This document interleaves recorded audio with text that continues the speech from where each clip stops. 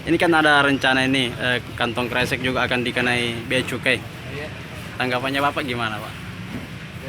Kalau bagi kami sebagai pedagang, saya rasa nggak usah saja ya. Nggak usah. Masalahnya kalau dikenakan bea cukai pasti barang-barang juga ikut naik.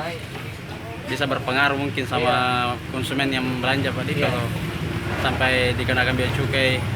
Iya. Gitu. Kalau selama ini, Pak, Selama ini nggak dikenakan. berapa harga kantong kresek kita jualkan?